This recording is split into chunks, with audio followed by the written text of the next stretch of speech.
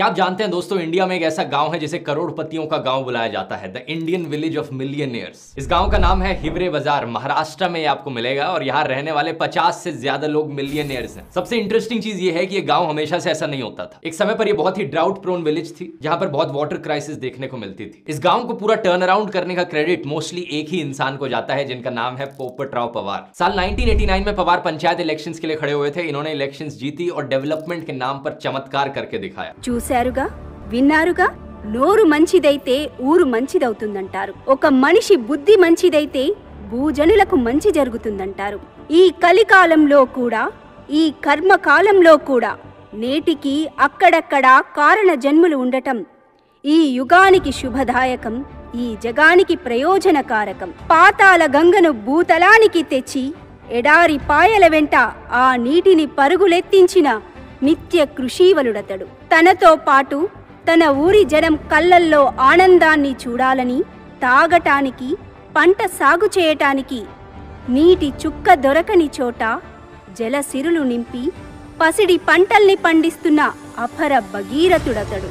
తన ఊరి ఉనికి ఎరుగని ప్రపంచానికి, తన ఊరి చిరునామా తెలియని ఈ లోకానికి ఇప్పుడు తన ఊరినే ప్రపంచానికి మార్గదర్శినిగా చేసిన ఆధునిక వైతాళికుడతడు.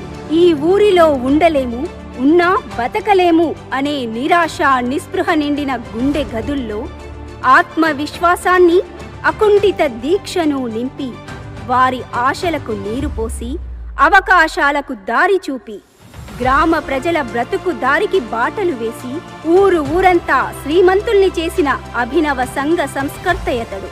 అతడే పోపట్రావ్ పవార్ గారు. काम करते रहो, अपने आप सब देखने, जैसे आप लोग यहाँ वैसा आप करेंगे तो हम आपके बोल के दिल में रहना, अंदर से होना चाहिए। गांव सेव करना, डेवलपमेंट करना बोल रहे तो भगवान देते रहते भगवान पीछे चलता है बराबर रहता। ఒక కుగ్రామాన్ని స్వర్గసీమగా తీర్చిదిద్దిన పద్మశ్రీ అతడు. ఇప్పుడు ఆ గ్రామం స్వయం కృషితో స్వయం సమృద్ధిని సాధించి సంపూర్ణ సాధికారతతో స్వావలంబన దిశగా అడుగులేసింది. అభివృద్ధికి, ఐక్యమత్యానికి చిరునామాగా నిలిచింది. ఆ ఊరు ఎక్కడో లేదు, మన పొరుగు రాష్ట్రమైన మహారాష్ట్ర అహ్మద్ నగర్ జిల్లాలోని హివరీ బజార్. ఒకనాడు ఈ గ్రామం తాగునీటికి, సాగునీటికి అల్లాడిపోయింది. తిందామంటే తిండి లేక, చేసుకుందామంటే పని లేక ఊరి జనం ఊరొదిలింది. దారి చూపే నాయకుడు లేక, ధైర్యాన్నిచ్చే నాదుడు లేక నిరాశలో, నిట్టూర్పులో మునిగి